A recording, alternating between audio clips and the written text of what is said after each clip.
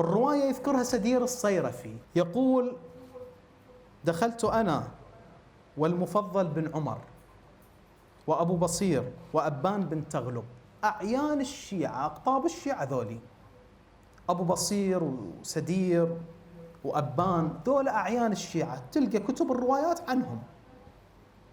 يقول: دخلنا على الإمام الصادق سلام الله عليه فرأيناه جالسا على التراب، قاعد على التراب، وعليه مسح خيبري، لباس من الشعر خيبري، مطوق بلا جيب،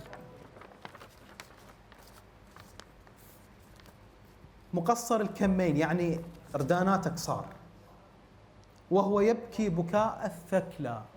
الثكلى شايف الأم الفاقدة ولد مثكولة بابنها، يقول هيك يبكي الإمام عليه السلام، ذات الكبد الحرة قد نال الحزن من وجنتيه، يعني وجناته كان عليها الحزن من الدموع، وشاع التعبير في عارضيه خديه سلام الله عليه، وأبلت دموع محجريه، وهو يقول، الإمام عليه السلام قاعد على التراب وهذا وضعه، إنه إنسان عنده عزاء كأنه واحد ميت له، وهو يقول: سيدي غيبتك نفت رقادي.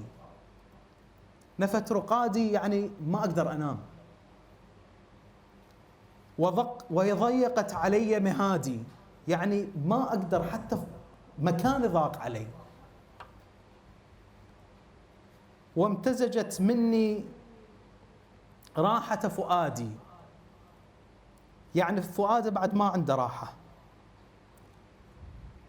سيدي غيبتك أوصلت مصابي بفجائع الدهر، وفقد الواحد بعد الواحد يفني الجمع والعدد.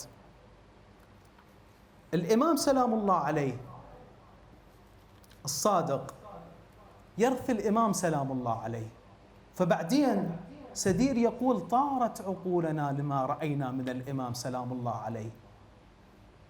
شنو الخبر؟ واحد ميت لك من العائلة؟ قال لهم: لا، اليوم نظرت في الجفر الأعظم، أهل البيت عم سامعتهم طرق للعلم، فرأيت ولادة صاحب الزمان سلام الله عليه، وطول غيبته، وانقطاع خبره عن الناس، والمحنة التي يعيشون فيها المؤمنين من بعده، وأن أناس يتخلون عن إمامته. فيقولهم: أنا شفت هذا، كل هذا المشهد الإمام الصادق سلام الله عليه من أجل أنه يعلمنا أدب التعامل مع الإمام سلام الله عليه. يقول: سيدي، للإمام خاطبة: سيدي غيبتك نفت رقادي.